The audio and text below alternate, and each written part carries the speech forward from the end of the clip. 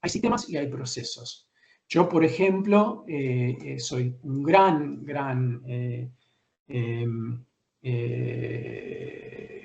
ahora se me viene en inglés más que en castellano. Estoy muy comprometido con el proceso norteamericano adversarial con jurados. Pero el sistema norteamericano es un sistema racista, clasista, tiene problemas. Así que hay sistemas y hay procesos. Y hoy me voy a enfocar en los procesos. Yo sé que en Argentina, en las facultades de Derecho, muchas veces nos enfocamos no tanto en los procesos. Para muchos y muchas que son profes en la Facultad de Derecho en Estados Unidos, el derecho procesal y los procesos son las reglas del vóley, no son tan importantes.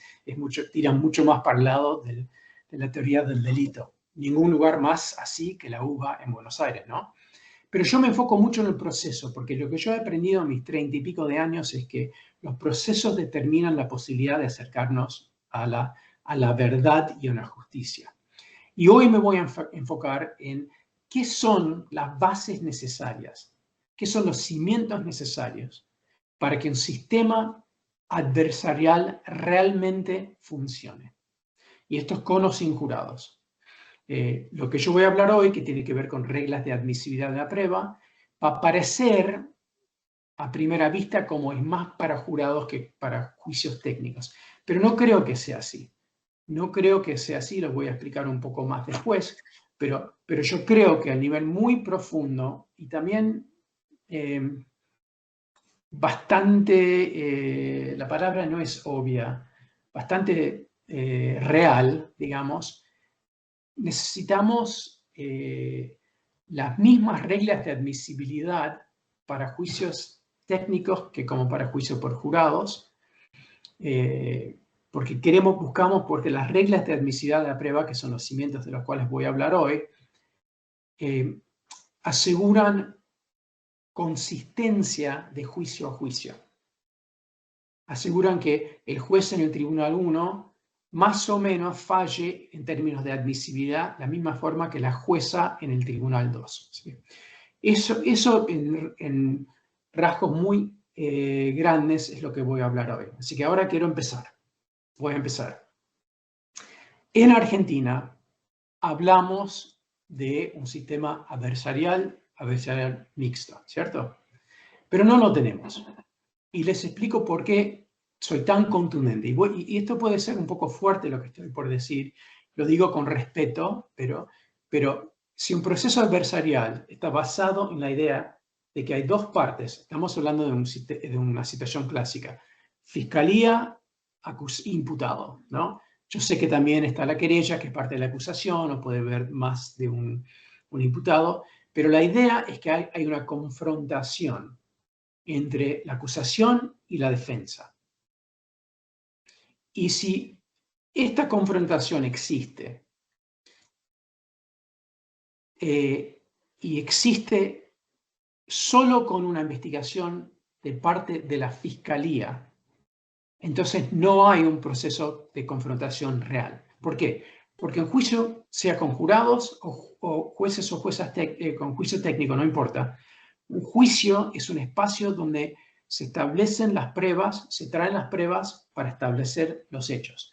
Un juicio es un contenedor de prueba y se pone la prueba dentro para poder determinar los hechos. Y si la prueba que llena ese contenedor solo viene de una ¿cómo se dice? Una grifa, no sé, se me escapan algunas palabras porque lamentablemente nací en Estados Unidos, me formé allá y tengo un vocabulario bastante limitado, pero cuando abrís la canilla, solo entra agua caliente de la fiscalía y no hay agua fría de la defensa, no hay una investigación de la defensa con investigación de la fiscalía, si no están las dos fuentes de la prueba, no podemos hablar realmente a un nivel profundo de un proceso adversarial. No es posible hablar de un veredicto íntegro si solo una parte investiga. Eso es una realidad y lo digo con respeto, pero eso es la realidad que yo veo en muchas partes de Argentina. Casi no existe una investigación defensiva. Donde existe, muchas veces tiene que ser canalizada por parte de la fiscalía. Así que la defensa tiene que pedir que la Fiscalía o, en otros casos, órganos del Estado como la Gendarmería o la Policía, etcétera, investigue de parte de la defensa. Y si realmente estamos hablando de una forma seria, real y profunda de querer tener un proceso adversarial, no podemos hablar en serio de un proceso adversarial sin una investigación defensiva. Y no la tenemos. Esa base no está sentada. Ese cimiento para un proceso adversarial no existe en Argentina. Yo veo muy pocos casos de las defensorías o de los abogadas particulares que investigan los casos porque no están los recursos, no existe la práctica, no hay un régimen jurídico que lo exige, no hay deberes éticos que lo exigen, y la cultura no se imagina que esto es una parte fundamental de la función defensiva. Yo en Estados Unidos, el 40-50% de lo que yo hago en todos mis casos es coordinar una investigación con un investigador o una investigadora. En los casos de pena de muerte que tengo un equipo de investigadores y investigadoras para la fase de culpabilidad y otro equipo para la fase de cesura. En Argentina ni siquiera existe la profesión de investigación, de investigador o investigadora. Y esto es, en ciertos sentidos, un síntoma de un siglo de procesos inquisitivos y de procesos mixtos en el cual se deposita la confianza en el Estado para acercarnos a la verdad y no se ha depositado esta confianza en la defensa para que cumpla su función material de investigación de forma independiente. Esto me parece lo más importante. Hoy día, para un día al otro, yo podría imaginar un cambio en Argentina para que los procesos sean más justos, sería ese. Porque no solo aseguraría que llegue la prueba de la defensa al juicio, sino también aseguraría que la Fiscalía y la Policía tendrían que elevar su investigación, el nivel, la calidad de su investigación. ¿Por qué? Porque ahora hay un equipo en la cancha, el equipo de la Fiscalía. No hay otro equipo en la cancha, el equipo de investigación de la defensa. Casi no existe. Yo sé que en algunos lugares uno podría decir, pasó esto, alguien investigó esto, pero casi nunca pasa. Y si no pasa, eso no exige el nivel más alto de investigación y preparación de investigación de parte de la acusación. Porque no hay un contrapeso.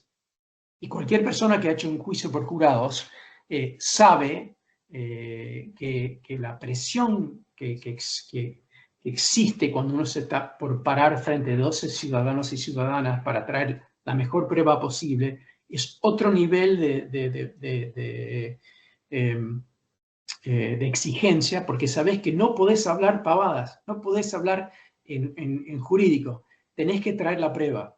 Y cuando no puedes hablar en jurídico, lo que te queda es la prueba. Y tenés que hablar en prueba, tenés que hablar en hechos, tenés que hablar en simple. Y esto para cerrar este primer capítulo de mi charlita de hoy, que no va a ser larga porque quiero dejar tiempo para preguntas, es que necesitamos traer más prueba a los juicios. Mejor prueba de la Fiscalía y la prueba de la defensa que casi no existe en Argentina. Ahora, ¿cómo vamos a traer la prueba de la defensa a los juicios en Argentina? Va a costar un montón. A nivel económico, a nivel recursos, no va a ser fácil. No hay una profesión de investigación. Si yo quiero investigar un caso, quizás requiere tener un investigador, mandarlo o mandarla a otra ciudad, buscar documentos, encontrar testigos. Investigación no es barata, no es gratis. Y por eso, en los últimos 2 años, yo miré la otra cara de la moneda, porque hay 2 caras de la moneda.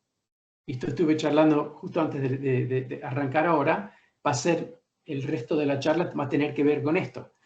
Para que el juicio tenga prueba de calidad, hace falta 2 cosas. Que esté en la prueba de las 2 partes, es lo que recién hablamos, la prueba de la Fiscalía y la prueba de defensa, pero además hace falta una depuración anterior al juicio para sacar la prueba basura. Dos cosas. Antes del juicio, investigar para que esté la prueba que tenga que estar. El veredicto no tiene integridad si no está la prueba que tiene que estar. Si falta un ADN, si falta un testigo principal, si falta un documento principal, si falta una prueba material que podría aclarar todo, si no está la prueba que tiene que estar, particularmente la prueba de defensa, que no existe en Argentina, no podemos hablar de un veredicto íntegro. Eso es la realidad en Argentina ahora, en muchas partes. No hablo de Tierra del Fuego en particular. Pero la contracara es, además, tenemos que depurar el juicio de la prueba basura. Hay prueba que contamina, que puede tener un impacto muy fuerte que distorsiona el veredicto. Por ejemplo, la prueba de carácter. Tenemos en Argentina una norma hermosa que es el derecho penal de acto, que hay que juzgar a una persona no por quién es, sino por su conducta. No se puede condenar a una persona porque es mala persona, sino hay que comprobar más allá de toda duda razonable que esta persona cometió el delito del cual él o ella está acusado o acusada. Ok, muy bien. Pero en los juicios argentinos, en todas partes de Argentina, no he visto un juicio en Tierra del Fuego, no he visto uno, pero he visto juicios en muchas partes de Argentina. En todos está lleno de prueba de carácter, está llena de, por ejemplo, antecedentes. Hay algunos lugares, algunos juicios en Argentina que empiezan con la lectura de los antecedentes. Yo entiendo que eso podría ser relevante si hay una condena en la cesura, pero no es relevante para la determinación de la culpabilidad por una conducta. Así que esta idea de que estoy tratando de sugerir ahora, de que no solo tenemos que llenar ese contenedor del juicio con la prueba necesaria, sino tenemos que asegurar que no haya prueba basura que va a contaminar. Por ejemplo, como yo recién dije, prueba de carácter. Argentina existe por todas partes. Hay prueba que se disfraza como prueba pericial, como prueba experta, que realmente no es fiable. No es para nada fiable. Esto es algo que yo viví mucho en los 90 y el principio de este siglo en Estados Unidos, donde empezamos a reanalizar y cambiar las reglas de prueba de expertos y expertas porque nos dimos cuenta que entraba mucha ciencia basura y mucha gente fue condenada en Estados Unidos, principalmente africanos, americanos y latinos, usando prueba basura que era, entre comillas, científica. En Argentina también está llenísimo porque no tenemos un filtro para proteger contra ciencia basura. Prueba de referencia, es decir, algo que no puede ser testeado, que no puede ser sujeto a una confrontación o un contraexamen. Por ejemplo, un policía que dice que habló con la vecina y la vecina le dijo X, le dijo que lo vio. La vecina dice, yo lo vi a Martín Saber en lugar del hecho. ¿Quién es el testigo? ¿El policía que dice lo que la vecina le dijo o la vecina? Es la vecina. Que esté el fiscal en el tribunal no permite que el juez o la jueza, o el jurado, en caso de jurados, pueda entender si esa vecina realmente vio lo que pensó que vio, si tiene un motivo para exagerar o un motivo para mentir, si tiene buena o mala vista. Todo eso no pasa por el filtro de confrontación porque está el policía y no la vecina. Y lo que ha pasado en Argentina es que hemos logrado sacar el expediente, que no se lee más el expediente como si fuera prueba, pero entra, y ahí por lo tanto sacamos mucha prueba de referencia escrita, pero entra toda la prueba de referencia oral. Así que para tomar un pasito para atrás, y ahora voy a empezar a compartir un PowerPoint, lo que estoy diciendo es que en Argentina ahora tenemos conceptos hermosos como derecho penal de acto, o el concepto de inmediación, por ejemplo, que en la práctica no se viven, no se realizan, no tienen carne y hueso en la práctica, porque tenés una norma hermosa de derecho penal de acto, pero en los tribunales entra la prueba de carácter en la forma de los antecedentes, otros temas, porque no hay una regla precisa que dice no entran los antecedentes de un imputado salvo que, y después hay excepciones muy, muy limitadas. O en el caso de inmediación, que el testigo, un dicho fuera del tribunal, en el ejemplo que di, el dicho de la vecina, no entra para comprobar la verdad de ese dicho. La fiscalía tiene que traer la vecina. Eso es otro ejemplo, o la defensa tiene que traer un testigo. No, la defensa tampoco puede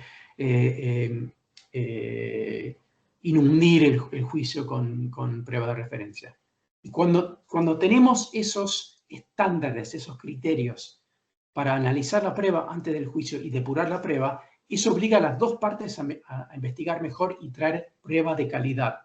Y cuando no tenés reglas de evidencia y no tenés investigación defensiva, lo que terminás con un contenedor, el juicio con o sin jurados, es un contenedor que no tiene la prueba que tiene que estar y entra mucha prueba que nunca fue filtrada, depurada, para asegurar que prueba que contamina no entra. Esto es lo que realmente me incomoda de lo que estamos viviendo en Argentina, porque yo soy muy partidario del juicio por jurados, y eso lo podemos hablar después si quieren en la parte de preguntas y respuestas. Hay motivos muy específicos por eso, que tienen que ver con el hecho de que para mí un cuerpo de 12 personas con 12 mentes siempre va a poder ver todo, mucho más que un juez o una jueza, no importa la inteligencia. El juez o la jueza puede ser Einstein, puede ser la persona más ética, la mejor persona del mundo, la persona más inteligente del mundo, pero 12 personas con 12 miradas de distintas perspectivas van a ver mucho más que una persona que tiene sus límites por sus prejuicios y sus sesgos que no tenemos todos y todas. Así que ahora voy a proyectar el PowerPoint y voy a ir un poco rápido ahora para llegar al final, y ahí voy a dejar tiempo para preguntas y respuestas. ¿No le parece? Yo sé que es un miércoles a la tarde, es un día lindo, no quedan tantos días lindos en el año, así que no les quiero quitar toda la tarde. A ver. Me dicen si ¿pueden ver? Sí, se puede ver, Martín, perfectamente. Muy bien, ok. Así que yo lo veo así, que lo que estoy hablando ahora en términos de un código de evidencia, y voy a hablar de lo que es un código comparado con normas o reglas en un segundito, que los próximos pasos, estoy pensando en términos de, está bien, estamos estableciendo un proceso adversarial, fantástico, estamos estableciendo lugares, juicio por jurado, fantástico, pero necesitamos sentar las bases para que este proceso adversarial, y siempre me cuesta decir esta palabra, me atropello un poco con esta palabra, la adversarialidad del proceso tiene que ser profunda.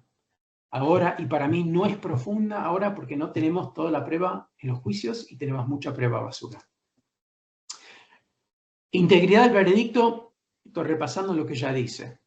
Tiene que estar la prueba de la fiscal, tiene que estar de la fiscalía, tiene que estar la prueba defensiva y tiene que ser depurada la prueba que contamina. Esto no es física cuántica. A nivel de sentido común, esto es tan obvio, ¿cierto? Queremos que esté la prueba de las dos partes para que sea una confrontación material, fáctica, no hablando de distintas interpretaciones desde la teoría del delito, sino realmente que esté la prueba. Y lo que estamos sufriendo mucho en Argentina es falta de prueba en los juicios. Y sin la prueba que contamina.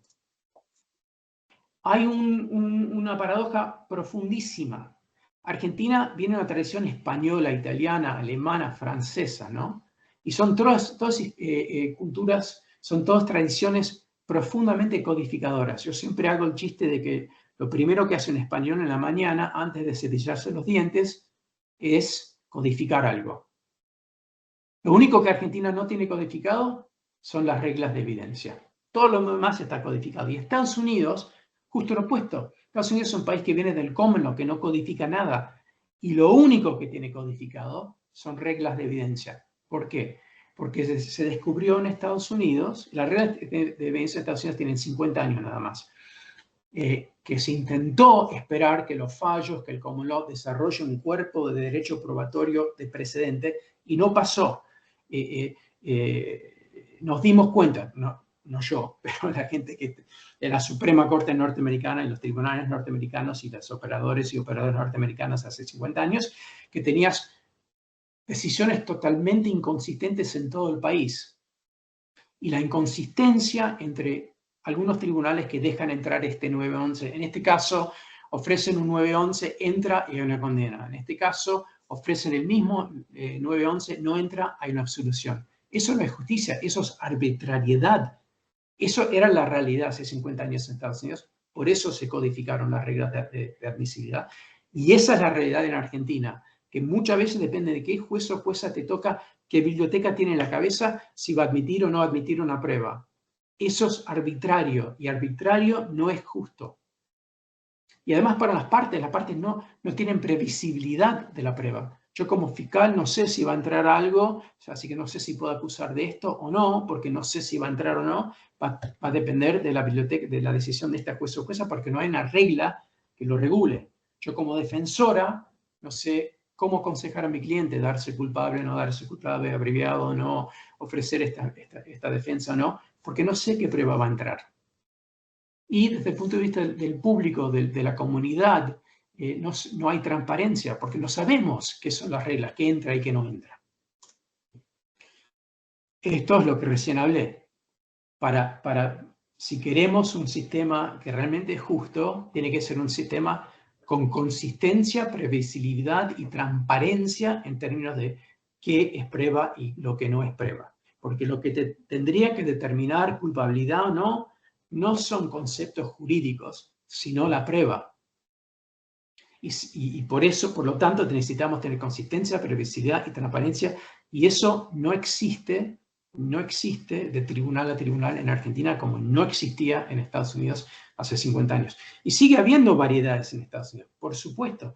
Ningún sistema va a ser perfecto. El tema es tratar, cuando no tenés reglas, los jueces y juezas tienen este nivel de discreción. Con reglas, la discreción se disminuye y dentro de cada proceso hay un margen donde el juez o la jueza puede decidir. Ahora voy a pisar la pelota un segundo y enfocarme en cómo se depura la prueba.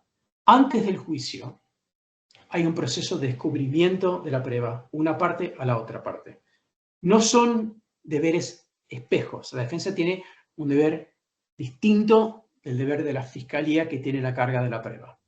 Pero hay una especie de descubrimiento, por ejemplo, de quiénes van a ser convocados como expertas en un juicio, qué prueba material se va a ofrecer, etc. Hay este proceso de descubrimiento, una parte a la otra parte. Esto es antes del juicio. Cada parte ahí tiene la responsabilidad de analizar la prueba de la contraparte. Es una responsabilidad constitucional y ética. Y objetar a la prueba de la contraparte que no es consistente con una regla. Eso es el proceso de litigación. Y yo como fiscal o yo como defensora, si veo que hay una prueba de la contraparte que me parece que no es admisible porque no es consistente con una regla, tengo el deber de objetarla antes del juicio.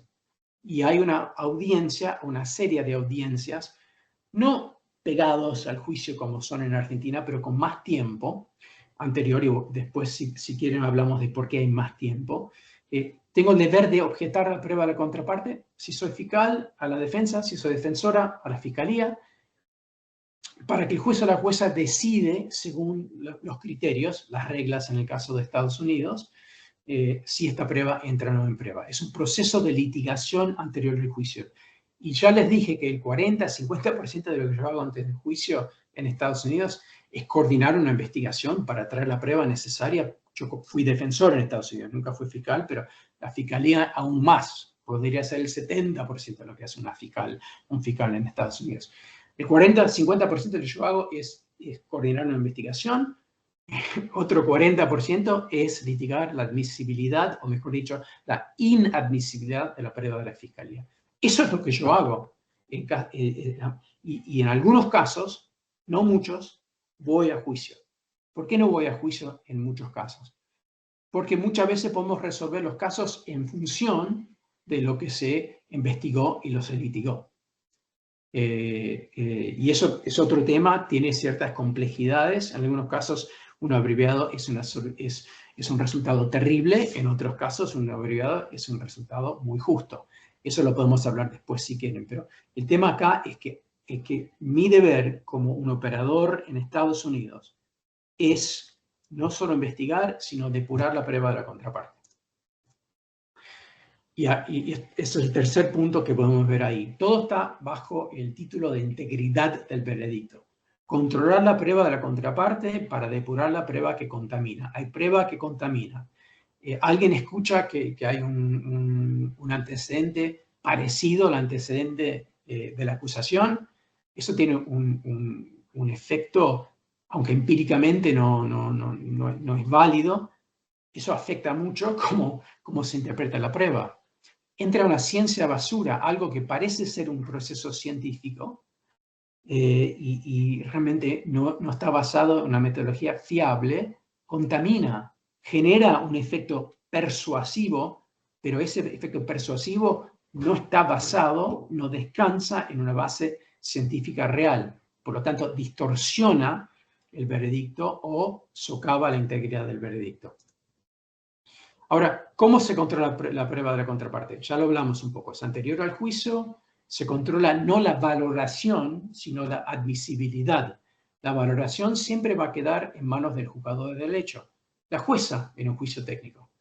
El jurado en un juicio por jurados. No es para controlar o valorar la calidad o valorar, es para decir si algo entra o no. En cierto sentido uno podría decir que es calidad, que es un filtro de calidad. Uno podría hablar en esos términos, pero realmente es un filtro de admisibilidad. Algunas veces admisibilidad está relacionada con calidad. Por ejemplo, el testigo de hearsay de la vecina carece, cuando entra como hearsay, si viene la vecina es de calidad, porque uno puede evaluar si valorarlo o no.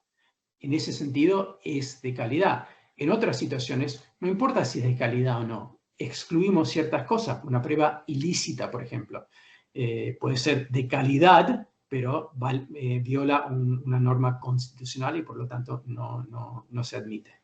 Pero lo importante acá, y para nada estamos hablando de copiar el sistema norteamericano, de litigación, nada por el estilo, o las reglas norteamericanas, nada de eso podría ser directamente aplicable en Argentina. Argentina tiene que desarrollar sus propias formas, y de hecho yo estoy con un equipo, formé un equipo de personas que estamos trabajando en un código modelo para Argentina. Estamos muy avanzados, ya estamos en casi como el tercer borrador, y no es para nada el código norteamericano, no se parece para nada. Pero la importancia acá es que tenemos, desde un lugar argentino, tenemos que decidir cómo queremos asegurar que los juicios tengan prueba de calidad. No solo que tengamos juicios, o tengamos juicio por jurados donde los hay, sino que realmente sean de calidad. Ahora, para que pueda prosperar, pueda ocurrir este proceso de litigación, que de vuelta es una parte muy importante de lo que yo hago en todos mis casos penales, 40-50% en Estados Unidos, hace falta un ecosistema. Me parece que la forma de pensar en esto es un ecosistema. Es un ecosistema en el cual se cultiva la posibilidad de litigar. Hay reglas procesales, principalmente de descubrimiento entre las partes. Hay deberes éticos y constitucionales de las partes de analizar y objetar, y litigar la admisibilidad. Ahí tendría que poner objetar también. Analizar, objetar y litigar la admisibilidad de la prueba de la contraparte. Y tenemos que tener estándares compartidos para hacerlo. Yo no puedo entrar y decir esto es un hearsay y mi contraparte dice no, hearsay es otra cosa. No. Hearsay tenemos que tener una definición compartida de lo que es hearsay, de lo que es prueba de referencia. Si le preguntas a 100 abogados y abogadas recién matriculadas en Estados Unidos, no importa si son inteligentes, no son inteligentes, de calidad, de la más baja calidad hasta la más alta calidad, te van a dar la misma definición de prueba de referencia, que es un dicho fuera del tribunal, entre comillas, por lo tanto no sometido a contraexamen, ofrecido para para comprobar la verdad de ese dicho. Es una definición básica y todos y todas compartimos esa definición. En Argentina, si yo pregunto lo que es hearsay, yo estoy seguro que si tenés 100 personas, quizás tenés 73 definiciones distintas. Me acuerdo del viejo chiste, si tenés 2 argentinos, ¿cuánto? Tenés 3 partidos políticos. Así que pueden ser más de 100, qué sé yo. Pero no hay una definición compartida de lo que es un hearsay, una prueba de referencia en Argentina. Y si no hay una definición compartida, un estándar, un criterio compartido, ¿cómo podemos tener una litigación organizada en un juicio con un fiscal, una defensora y una jueza? ¿Y cómo podemos asegurar que eso también es lo mismo que está pasando en un tribunal al lado, con distintas personas, distintos seres humanos con otras miradas? Un eje, un hilo conductor de toda esta charla es la necesidad de consistencia. Y podemos cometer errores cuando estamos desarrollando las reglas, pero tenemos que buscar reglas y criterios compartidos, porque si no los tenemos, estamos seguros de que estamos invitando arbitrariedad de proceso a proceso. Ya les di estos ejemplos. ¿Qué serían los estándares más básicos? Bueno, una regla de prueba de carácter.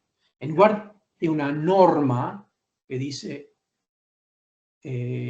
una norma hermosa como derecho penal de acto, esa norma no hay que cambiarla, existe. Pero en la trinchera de un juicio tenemos que tener una regla muy precisa que cierra el nivel de discreción y dice, un antecedente no entra salvo que sea ofrecido, supongamos que de parte de la Fiscalía sea ofrecido por la Fiscalía para comprobar 1, 2, 3 o 4. Es decir, que no se puede ofrecer para comprobar el carácter de la persona, sino se tiene que ofrecer para una función muy específica. Por ejemplo, que esta persona conocía a otra persona. Y la única forma de mostrar que se conocen es mostrar que fueron condenados juntos en algo.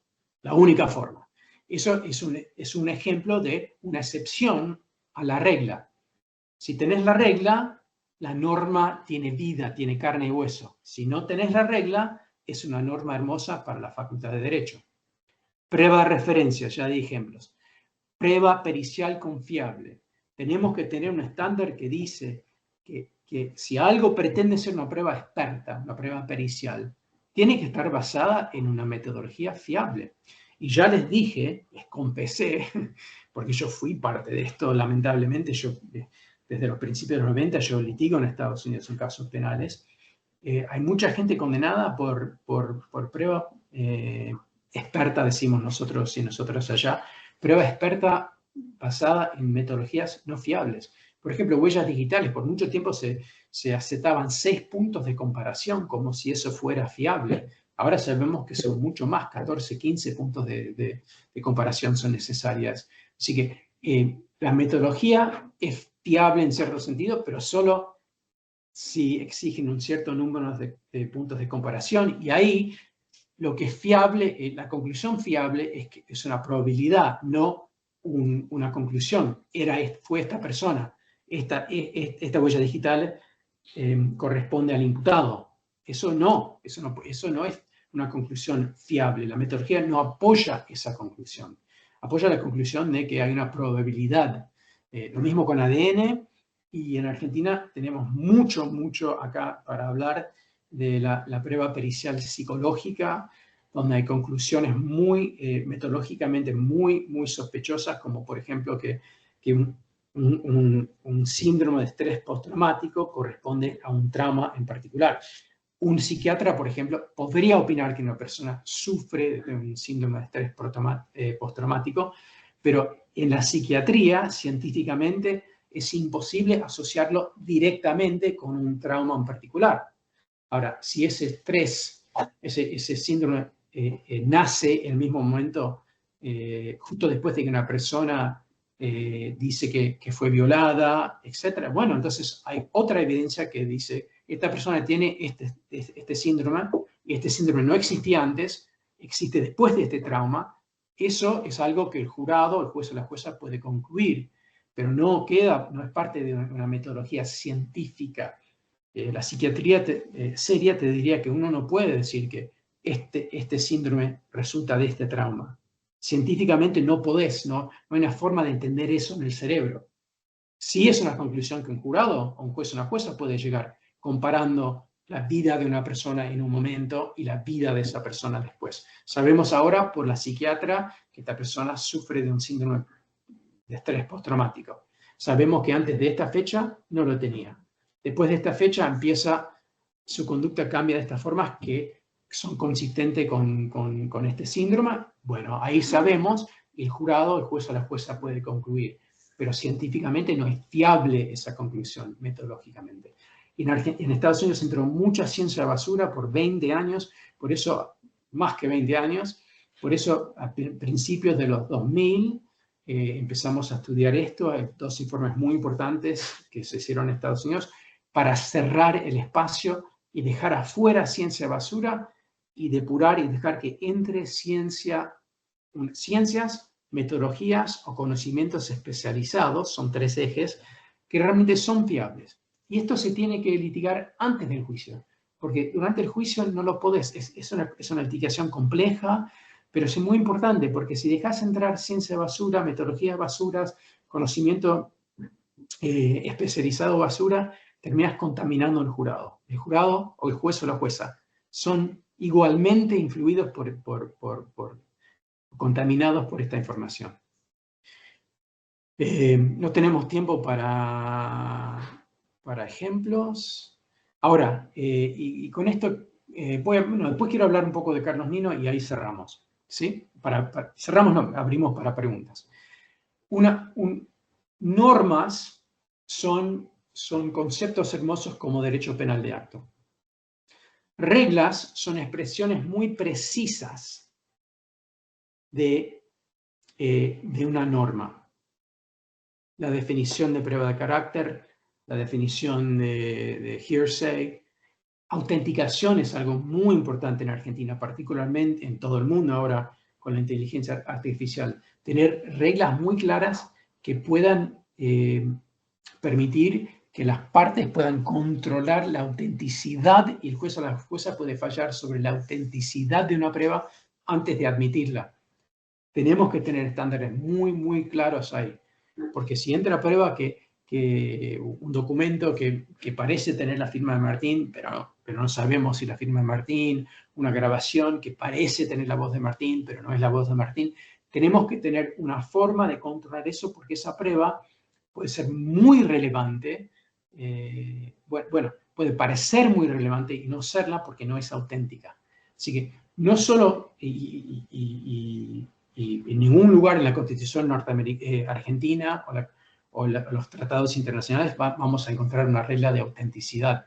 Por eso necesitamos redactar una regla de autenticidad, una herramienta. Lo que estoy hablando, y tendría que haber dicho esto antes, estamos hablando de poner herramientas en las manos de las partes para hacer su trabajo. Yo como fiscal, yo como defensora necesito estas herramientas para poder asegurar que no entre a prueba basura de la contraparte. Para hacer mi trabajo bien, quiero estas reglas. Y las normas son conceptos abstractos. Las reglas son herramientas que yo puedo usar para objetar de una forma muy clara, muy precisa, muy litigable en un proceso. ¿Y qué es un código? El código es el conjunto de estas reglas.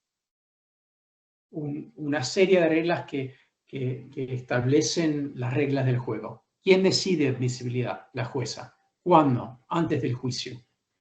¿Qué es el estándar para hacerlo? ¿Qué pasa si el juez o la jueza falla para excluir una prueba? ¿Cómo se establece un registro para que el Tribunal de Apelación pueda medir o apreciar el impacto de esa exclusión? ¿Cómo se objeta si admitieron una prueba en contra de mi parte? ¿Cómo se establece un registro para entender el valor de esa prueba? Y bueno, eso típicamente lo podés ver en el juicio. Cuando hay una exclusión, no podés verlo en el juicio. Así hay reglas que tienen que ver con las reglas del juego. Cómo se decide, cuándo se decide, qué es el estándar, esas cosas. Y después hay reglas específicas sobre relevancia. Carácter es una parte de relevancia. Carácter de una persona no es relevante, salvo con estas excepciones muy, muy precisas. Una regla muy importante de relevancia, por ejemplo, es que no se puede hacer un contraexamen a una denunciante o un denunciante en basado de su pasado sexual. No podés sugerir que una persona consintió porque consintió en otras situaciones anteriores a esta situación. Eso es una regla de relevancia, se excluye eso. Eso es un valor que está social que está expresado en un código de evidencia. Y un código, así que un código es un sistema comprensivo de reglas que no solo tienen las reglas específicas de cada área, relevancia, referencia, expertos, expertas, autenticidad.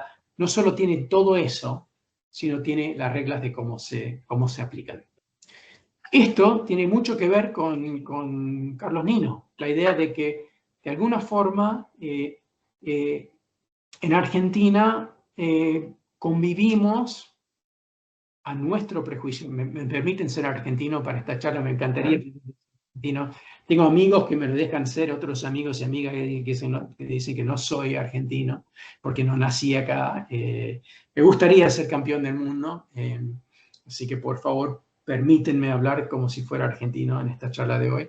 Pero en Argentina sufrimos porque convivimos con una cierta anomia. No exigimos un respeto por las reglas. Y es peor para mí en el sistema de justicia penal porque en lo que más importa, que es la prueba, lo que más importa es la prueba es lo que determina culpabilidad o no, lo que más importa, ni siquiera tenemos un sistema de reglas para poder respetar. Por eso, un país al margen de la ley, una ley al margen del país, porque no tenemos la ley que marca lo que tendría que marcar para la justicia en este país. Bueno, hay una cierta respuesta a lo que yo digo, que es tranqui, pibe. Tranqui, pibe, que con tiempo esto va a pasar, los jueces y juezas van a fallar y vamos a tener un cuerpo de jurisprudencia que va a establecer criterios en todo el país. No va a pasar. No pasó en Estados Unidos. No pasó con 200 años en Estados Unidos, aún en el contexto del common law. El common law en Estados Unidos es una herramienta para unificar criterios por medio de fallos de primera instancia.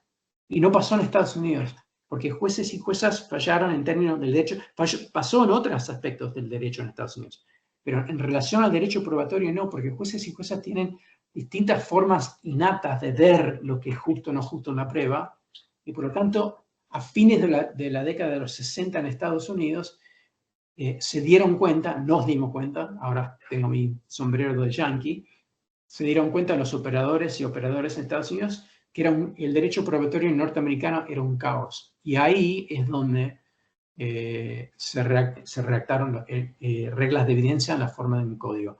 Bruno Rossini es un defensor de Santa Fe que hizo un estudio muy serio, muy importante sobre este proceso en Estados Unidos, que está publicado. Si a alguien le interesa, después me escribe y le mando ese paper. Y bueno, y hay gente que dirá, bueno, este concepto de un código es un implante, ¿no? Bueno, yo diría que no. Primero porque venimos de una tradición codificadora.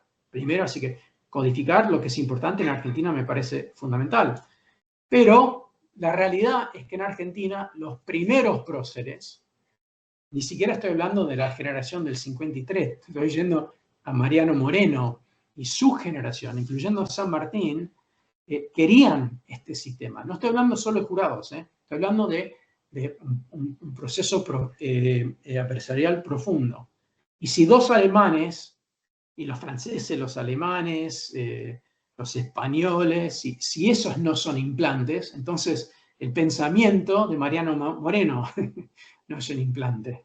Porque Moreno, por ejemplo, mandó a dos delegados a Estados Unidos, uno a Luisiana, uno a Nueva York, para para copiar el código procesal, incluyendo las reglas procesales para un proceso adversarial, porque es lo que él pensó que era lo mejor para Argentina en esa época. Porque en la época de Moreno miraron para atrás y miraron los últimos 50 años.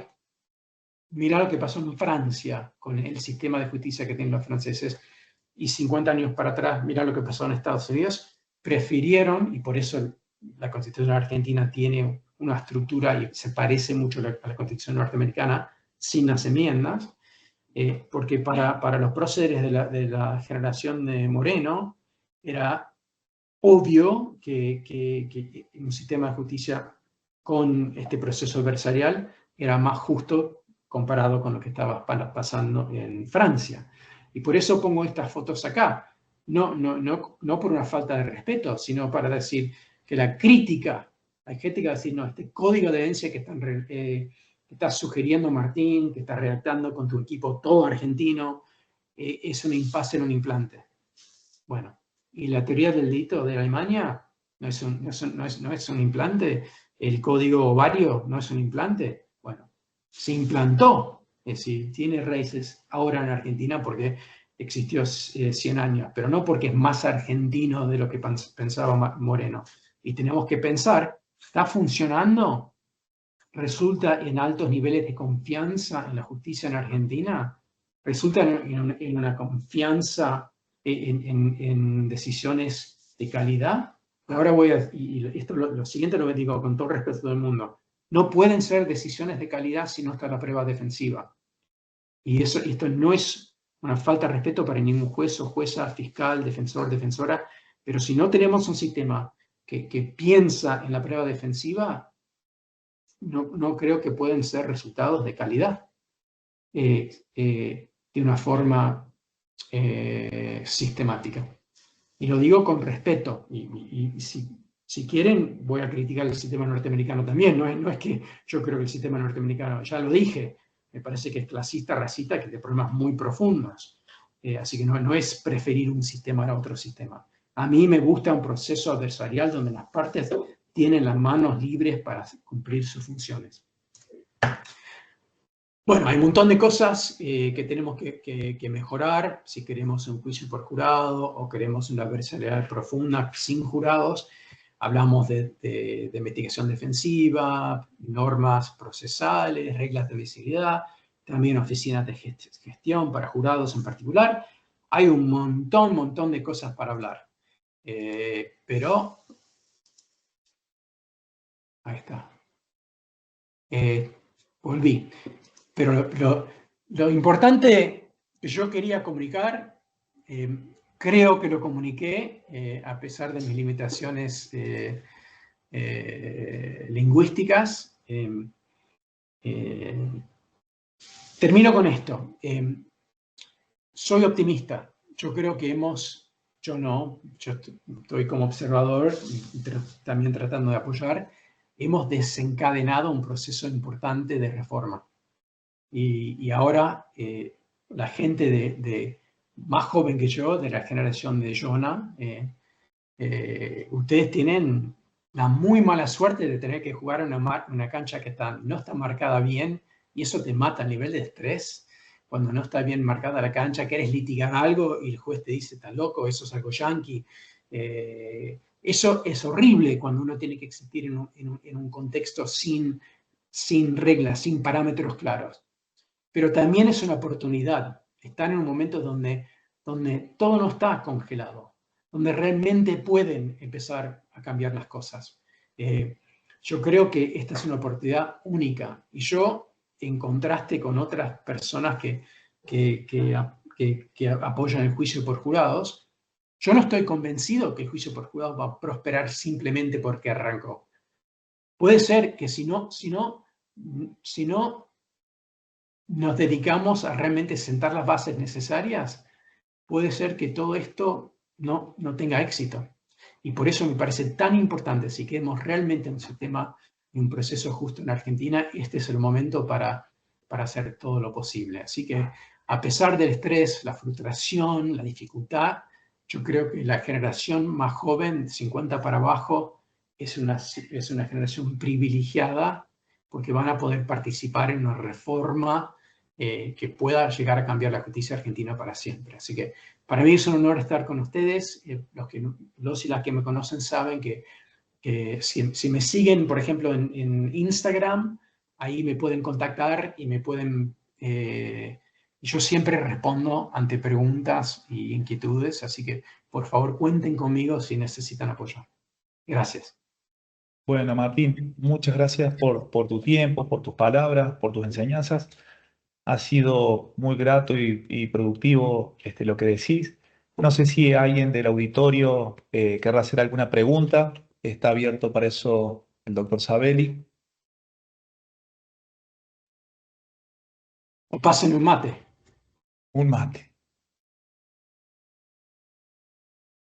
Bien, no, bueno, ¿Puedo preguntar? Buenas tardes. sí. Buenas tardes. Buenas tardes. Quisiera saber cuál es su opinión en cuanto a la posibilidad de una convención probatoria entre Fiscalía y Defensa previo a aquella etapa intermedia, como para llegar mejor posicionados desde la defensa, ¿no? Porque la Fiscalía, convengamos que siempre en cuanto a la prueba llega mejor posicionada. Y qué sé yo, efectuar algún tipo de test previo a aquella convención formal frente al juez, para ver qué tiene la otra parte, ¿no? Digo, utilizarlo como una herramienta también para preparar la estrategia y el caso, ¿no? Es una herramienta que está a disposición para ambas partes con el acuerdo de ambas partes. Tiro una nota de pie acá.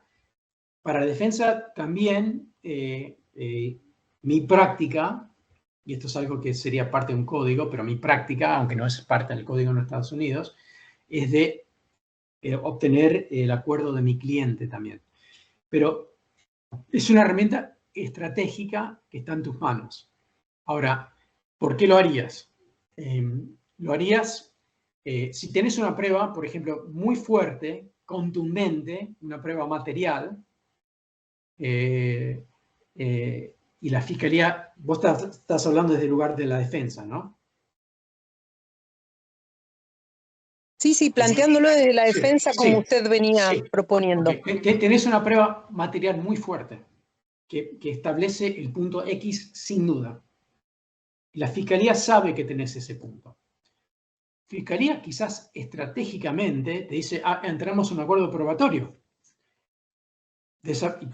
para que no presentes esa prueba material, pero vos tenés que pensar estratégicamente qué me conviene más, que ingrese la prueba, el acuerdo probatorio o las dos cosas.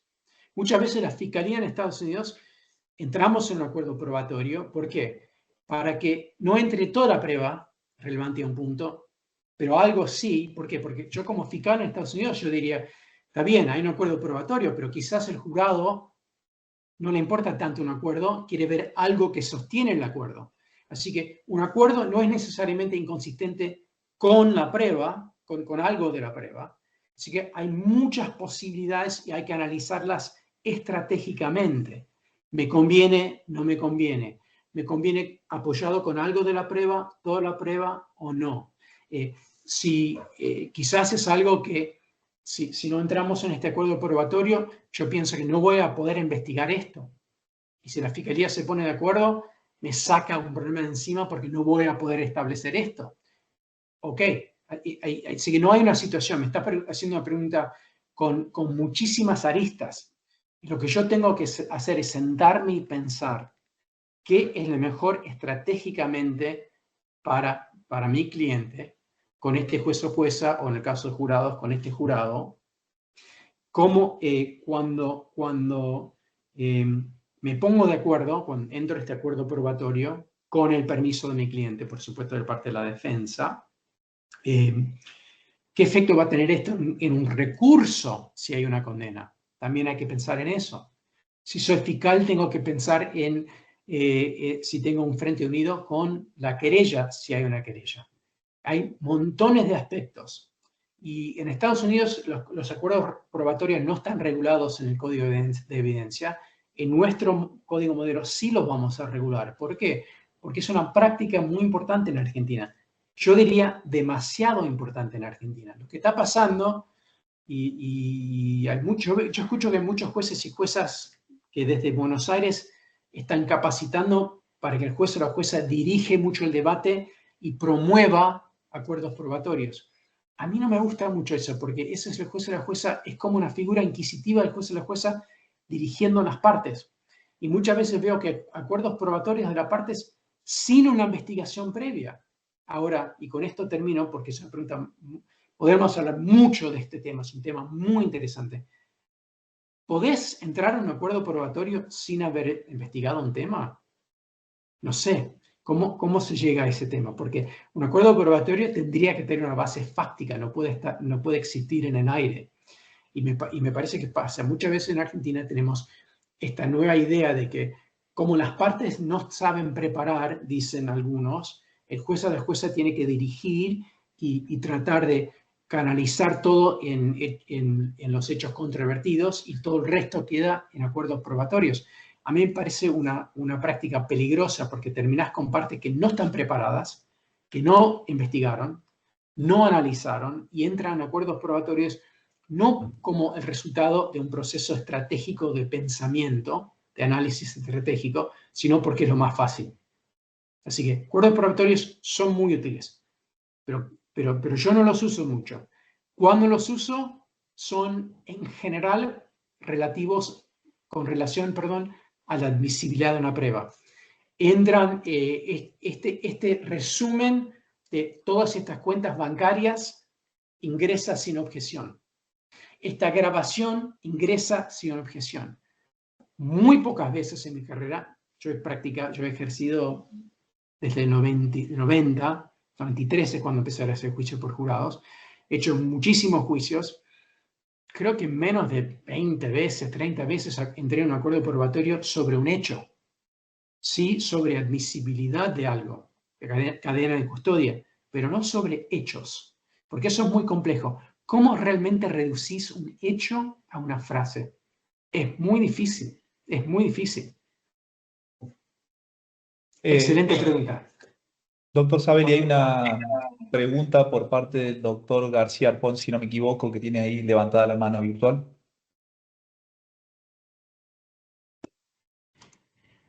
No se lo escucha, doctor García Arpón. Me parece que está silenciado su micrófono. Yo no escucho, ¿eh? Yo no le escucho entonces, perdón. No, yo no escucho. ¿Alguien está hablando?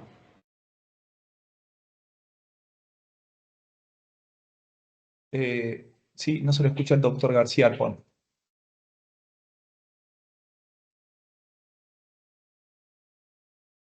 Se escucha. Quizás tiene el sonido bajo.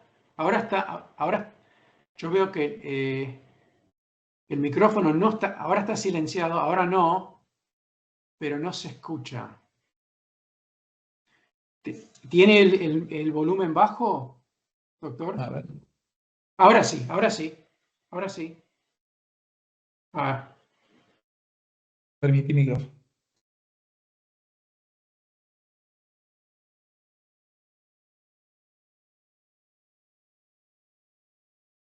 ¿Alguien escucha? Yo no se lo escucha al doctor García Arpón. Mientras tanto, ahí una compañera, Adriana Mancilla, va a encargarse de ver si solucionamos su audio. Mientras tanto, Doctor, le leo una pregunta. ¿lo puede poner en el chat quizás o no? ¿O llamar por WhatsApp o algo así? No sé. Ahí vemos si Adriana Dale, logra dale, solucionarle su audio y si no, veremos de pedirle que lo dale, escriba. Tenemos una dale. consulta de otra persona del auditorio, Lautaro Tomás Torres, pregunta, buenas tardes, ¿usted considera que lo mencionado hasta aquí podría funcionar en el marco de un proceso penal de carácter mixto / inquisitivo? O si bien cree que para instaurar, por ejemplo, la audiencia de admisibilidad de prueba con una correcta división de roles, con plena contradicción, es necesario en primer lugar la instauración de un proceso penal de carácter acusatorio adversarial. Yo creo que es muy difícil encajar una litigación como hace falta en un proceso adversarial en un sistema mixto. Y en particular, me parece que la figura de la IPP tapa una investigación defensiva independiente. Ahora, si uno podría estructurar una investigación defensiva independiente paralela al IPP, quizás podría funcionar.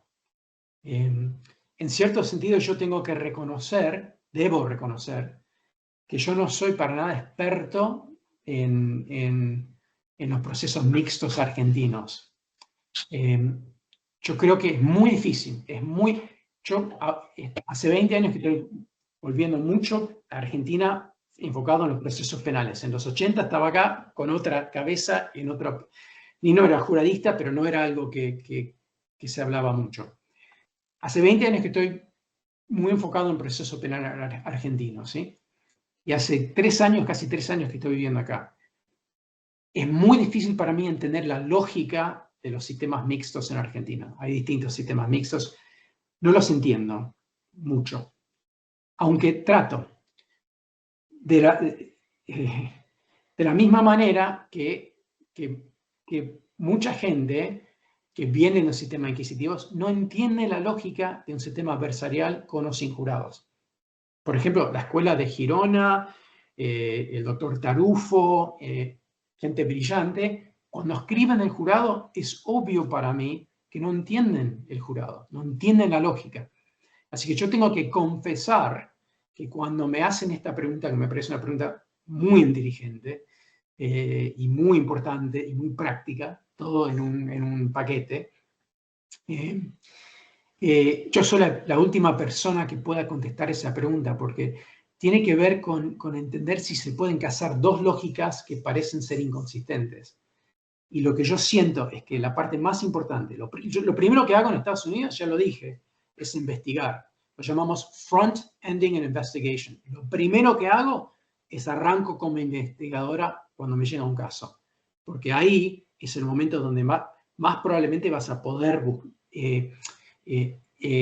recaudar y conseguir pruebas necesarias para defenderte más o menos bien.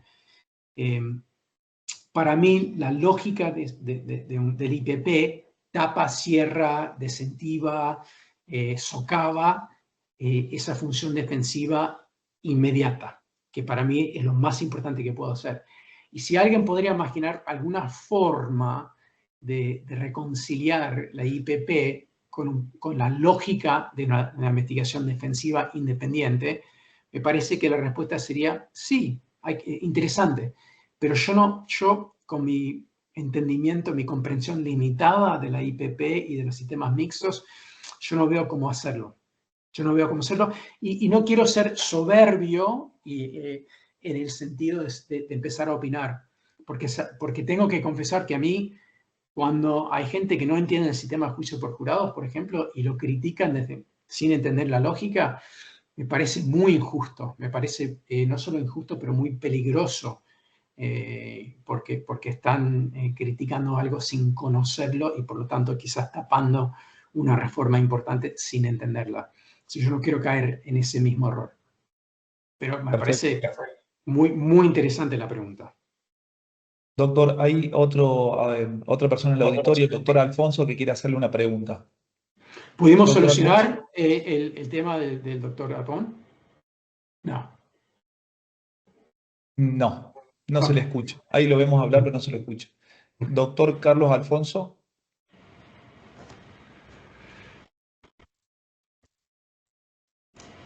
Tampoco se lo escucha. Doctor Carlos Alfonso, no se lo escucha tampoco. No sé si estaremos teniendo algún problema de conectividad. Qué lástima, qué macana. Creo que lo tuvo el doctor Alfonso, lo vi en varias situaciones, varios otros contextos, pero no se escucha, doctor Alfonso. Bueno, ahora no está hablando. Ahora no está hablando, pero tampoco se lo escucha. Veremos. No. No.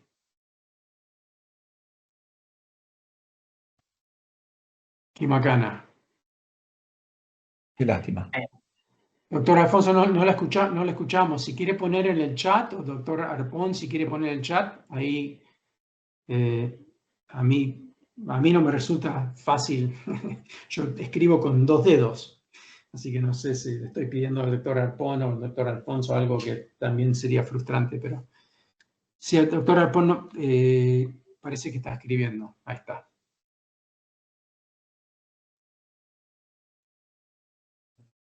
Una consulta, Martín. En esta participación activa en la prueba del proceso penal, ¿considera el Instituto de los Legajos de Prueba del Código Procesal Penal Federal la herramienta viable o idónea para practicar esto? ¿El sistema federal? Yo creo Sí, que perdón, adelante. sí. No, particularmente el mecanismo de los legajos de prueba que lleva el fiscal y la defensa de manera separada y que eventualmente pueden ser utilizados en la etapa procesal pertinente. El legajo de cada parte podría ser una forma que cada parte se ocupa de tener, de organizar su información. Lo importante es el segundo, bueno, otro aspecto es de cómo se usa eso. Hay partes que tienen que ser descubiertas a la contraparte. Así que mi legajo como defensor o mi legajo como fiscal tiene partes que yo voy a tener que compartir con la otra parte. Y también aspectos que son confidenciales, secreto profesional en el caso de la defensa. La fiscalía tiene un deber de descubrir toda la prueba que va a usar con suficiente antelación para que la defensa pueda investigar, objetar y refutar esa prueba. La defensa tiene un deber espejo, pero como la defensa refuta en general y no tiene que probar más allá de toda duda razonable, el timing, los plazos son distintos. La fiscalía tiene un deber de lo que llamamos en inglés no descubrimiento, pero disclosure, de mostrar prueba que beneficia al acusado, al imputado, aunque la fiscalía no la quiera usar. ¿Por qué? Acá en Argentina se habla en términos de lealtad, de objetividad. Pero en un proceso adversarial, el fiscal no es leal a la defensa. No se habla de lealtad en Estados Unidos. Es un deber ético, porque el Estado no puede condenar a una persona ocultando una prueba que el Estado tiene de inocencia o de no culpabilidad. Aunque la fiscalía está seguro que esta persona es culpable, puede tener una prueba que tienda a beneficiar la defensa. En Estados Unidos hay un código procesal que requiere que la fiscalía descubra lo que va a usar, y también está el concepto de debido proceso, el concepto constitucional, la norma constitucional que dice que la fiscalía tiene que compartir una prueba que tiende a beneficiar al imputado. Todas estas reglas y estas costumbres y estas prácticas procesales corresponden a un litigio muy, muy rico que ocurre antes del juicio en Estados Unidos, que hasta ahora no ha ocurrido en Argentina. Y para contestar tu pregunta, el legajo sería una pieza en eso. El legajo es lo que yo tengo y desde ese legajo tengo que decir qué compartir, cuándo compartir, qué partes, qué aspectos. Puede ser que hay un documento que tengo que compartir parte, pero no todo. Es una de mis herramientas para hacerlo. Pero sí, el legajo no entra. En Estados Unidos, por ejemplo, el legajo podría incluir resúmenes de entrevistas que hizo si soy fiscal, el policía con una testigo, o si soy defensora, mi investigadora con un testigo. Y eso no es la prueba, sino es lo que nosotros sabemos que los testigos, anticipamos que los testigos van a decir, porque lo dijeron en una entrevista, así que anticipamos que van a decir más o menos lo mismo en juicio. Y ese legajo es una forma que nos guía, es una herramienta que nos guía en preparación para descubrir pruebas y para presentar nuestro caso. Pero no es algo admisible en Estados Unidos.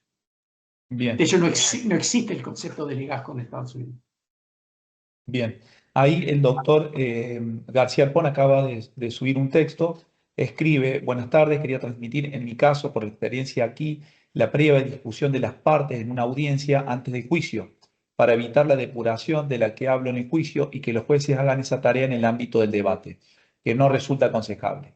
Muchas veces llega la prueba sin un adecuado control en nuestro sistema mixto actual y podría evitar, en muchos casos, el juicio o llegar a una verdad objetiva. Totalmente. Por eso dije, algunas veces un abreviado es un excelente resultado, a veces no. Si las partes no hacen trabajo, ponele excelente observación. Si la fiscalía viene con la prueba y la defensa no hace nada, y al último momento dice, bueno, dice el defensor al imputado, no sé, no tenemos muchas posibilidades, y hay un abreviado, ese es el resultado de una coerción, de que bajaron los brazos. Y eso no es un abreviado bueno, eso es un abreviado que resulta de una falta de preparación en términos de investigación y de litigación. Es un imputado bajando los brazos porque sabe que no tiene una defensa preparada como tendría que estar preparada. Ahora, si hay deberes éticos de litigar, que las partes vienen preparadas, un deber ético de investigar, y después de todo ese proceso, la defensa elige estratégicamente abreviar, bueno, eso quizás es un buen resultado. Así que totalmente, este proceso de investigar y litigar antes del juicio con audiencias, eso requiere que las partes realmente entrenen y hagan su trabajo bien. Y si sos un juez o una jueza, si tenés una audiencia, te das cuenta si las partes están preparadas o no. Si te pueden contestar las preguntas sobre relevancia. Si viene alguien y cita 70 testigos, en un caso de un robo de un motochorro, ¿te das cuenta? Acá no hubo un trabajo estratégico, no hubo un análisis profundo. Y tener estas audiencias, en Estados Unidos no es una audiencia primera, son muchas audiencias.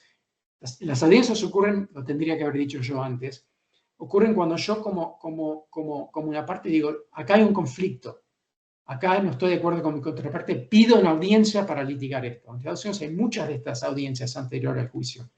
Muchas de estas audiencias. El juez o la jueza se da cuenta, Sabelli no está preparado. Y ahí pues, Sabelli tiene que volver una semana con objeciones precisas y claras sobre este punto. ¡Pum! Y como no es una semana antes del juicio, 2 semanas antes del juicio, el juez o la jueza tiene la posibilidad de dirigir a las partes a hacer su trabajo como se debe, porque el juez o la jueza no puede reemplazar el trabajo de las partes forzando acuerdos probatorios o canalizando las partes a los hechos controvertidos, porque no conoce los casos íntimamente, no conoce el caso de la acusación íntimamente, no lo puede conocer íntimamente porque no tiene relación con la denunciante o el denunciante. No conoce el imputado, así que no puede conocer la teoría del caso de la defensa o las posibilidades de teoría del caso de la defensa tampoco. Y por lo tanto no puede canalizar hechos controvertidos como muchos aconsejan. Tiene que decir a las partes, yo quiero que ustedes vuelvan en 2 semanas con objeciones puntuales. Acá no me pueden citar 70 testigos cada uno, tienen que decir qué testigos son necesarios y para qué, y volvemos y lo hablamos. Y eso es una concepción en la cual las partes son el motor del proceso, eso es un proceso adversarial, y no el juez o la jueza. El juez o la jueza va a tomar todas las decisiones, el juez o la jueza va a tener todo el poder para decidir, pero las decisiones van a ser de mejor calidad porque las partes que conocen íntimamente el legajo de cada parte van a tomar las decisiones estratégicas y no el juez o la jueza por falta de trabajo de las partes. Estamos hablando de eso, de poner que con el rol que le asignamos a las partes en un proceso adversarial viene la responsabilidad de preparar. Sí, está bien. Ahora sos el motor del proceso, fantástico. Eso requiere que hagas tu trabajo. Y hasta ahora no hemos preparado a las partes para hacerlo y no les hemos dado todas las herramientas necesarias para que hagan su trabajo. Bueno, excelente observación, estoy totalmente de acuerdo. Bueno, Martín, veo que no hay más preguntas. Una lástima que no logramos escucharlo al doctor Alfonso.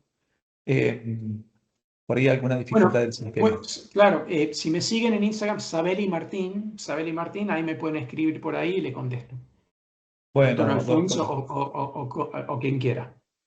Martín, has sido muy amable por darnos tu clase, tu explicación, dedicarnos tu tiempo y permitirnos hacerte preguntas. Espero que esta sea la primera vez de varios encuentros más que tengamos. Ha sido muy enriquecedor y bueno, en nombre de la Escuela Judicial y del Poder Judicial de Tierra del Fuego, darte las gracias. Sí, cuenten conmigo, por favor. Gracias Has sido muy la amable. oportunidad. Muchas Gracias. gracias. Chao. Chao. Muchas gracias. Hasta luego. Buenas tardes. Gracias, doctor. Muchas gracias. Gracias a ustedes. Gracias.